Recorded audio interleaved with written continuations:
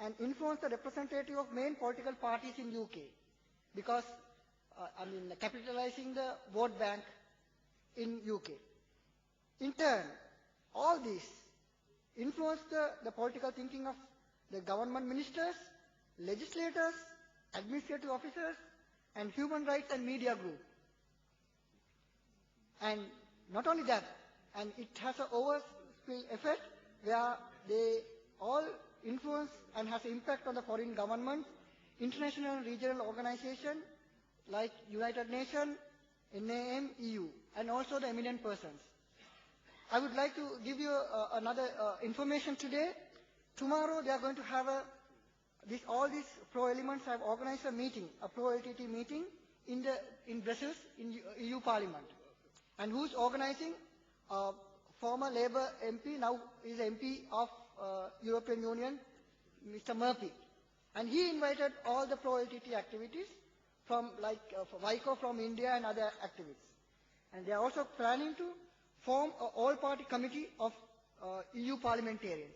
So you can clearly see how the lobby group created, why it is created, and how important the vote block. So let's come to the next group, ex-combatants group. This is most dangerous group as far as criminal activities are concerned. It consists of ex-combatants and former criminal cadres, continue to operate underground, control considerable amount of LTT assets in terms of ship, aircraft, real estate and other investments. The LTT engaged acts of sea piracy, where the Sea Tigers hijacked number of vessels in waters outside Sri Lanka in the past prior to its military defeat. Drug trafficking is another major source of income for LTT. Originally, LTT concentrated its drug smuggling operation in Bombay, and thereafter spread its tentacle all over Europe and into the Golden Triangle, having established contacts with international drug dealers and criminal syndicates. This network still reported to be active. The latest case reported of the involvement of LTT human smuggling operation is sending of two vessels, Sunsea and Ocean Lady, from Southeast Asia to Canada with refugees and ex-combatants in year 2010 and year 2011. They have charged US $15,000 to $30,000 from each refugee. And the first ship which is went, Sunsea, is earlier known as Princess Ishwari. And that is the ship, when Prabhakaran was died, the ship was in an arms consignment and they had to unload all armaments and they went to Indonesia, and from there they decided to take all the remnants of the LTT plus other people, and it went to Canada as a refugee ship and they named the Sunsea. And it maintained close link with the Nedivan faction and maintained close link with some LTT ex-combatants in Sri Lanka. And these are the key LTT criminal elements. The most active is the Vinayagam, is presently operating from France. Actually, is reported that he has claimed asylum in that country, but continue to operate the criminal elements. And it has the procurement wing, shipping wing, and LTT investment. One might ask this question: if they why they need the criminal? Why are they engaging in procurements? Are they still engaging in LTT investment? When people like Father Emmanuel, TGTT, and other people are getting the momentum and trying to revamp the network, these people still working underground and making, still they are running their businesses and still engaged, having contact with all other criminal elements. So when the time conducive, they will come up. So this is where the danger we see as from the intelligent perspective. And most of these people, I should say about 90%, have been issued with death notices because of their criminal activity by Interpol.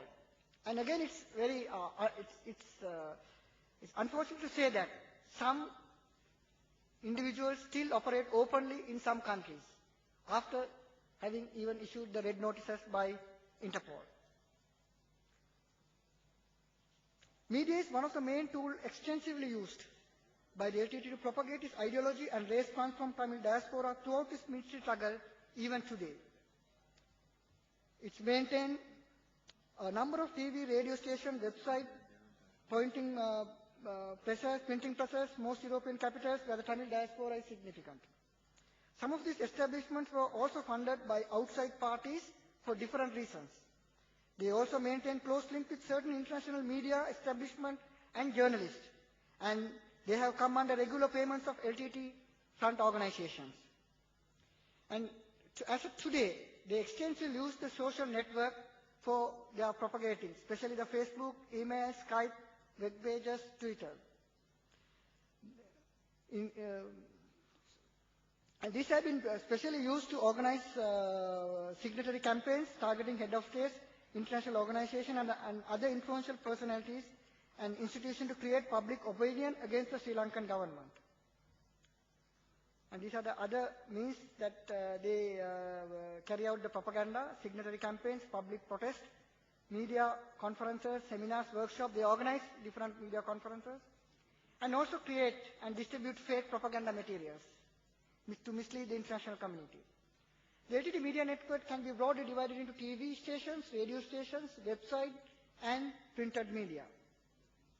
Just to give you a thought, when NTT and the TTN, which is owned by the LTT, was closed down by US and French authorities due to its links to LTT and for certain other legal issues, they immediately tried to recommence the transmission from Singapore in 2007 using Satlink. Then they tried to commence, having failed that, they tried to commence from Italy. Then they went to Serbia. Then they started to uplink from Israel. Then Hong Kong. Having failed everything, they settled down in United Kingdom. And it came in a different name called GTV. And other TV1 and the TVI are the two other stations which are operating from Canada for a long period of time.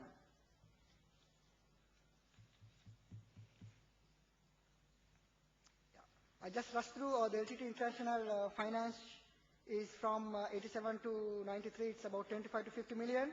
And from 93 to 2002, it's about 50 to 70 million. And 2002 to 2008, it's about 200 million. And money laundering is all money collected from Europe, it's go hand carried to Switzerland. And from Switzerland, it goes to 3 countries, Dubai, Hong Kong, and Singapore. And from there, it's deposited to the individual bank accounts, LTT-owned bank accounts, and directly payment to the LTT agents. And from there, it's used for different purposes, as indicated on the screen. As a summary, 85% of the military hardware was procured from East Asian countries, and 15% of the military hardware was procured from East European countries, and most technical equipment for military purposes are procured from Europe.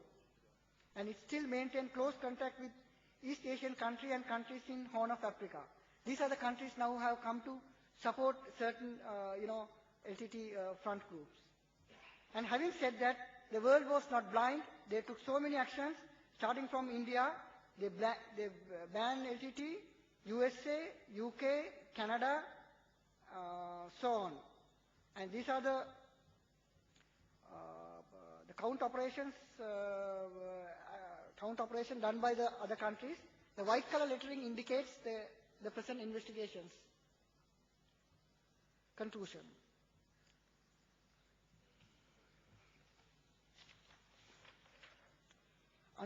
It would not have been possible for LTT to survive as a terrorist organization for such a long period, if not for the unhindered support received by its front organization and radicalized segment of the Tamil diaspora, both in the terms of procurement, propaganda, and fundraising.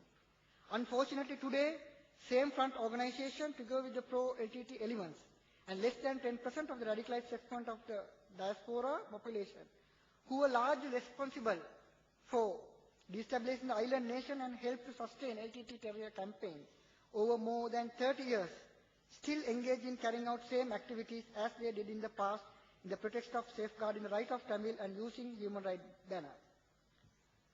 Finally, the sophistication of the LTT and its impact on Sri Lanka and outside world should serve as a lesson to all governments facing terrorism today, including the countries, those who are wittingly or unwittingly permitting their soil to be used to nurture and condone terrorism, thus leaving us a fearful challenge for tomorrow. Thank you. I had to rush the few slides aside due to time constraint.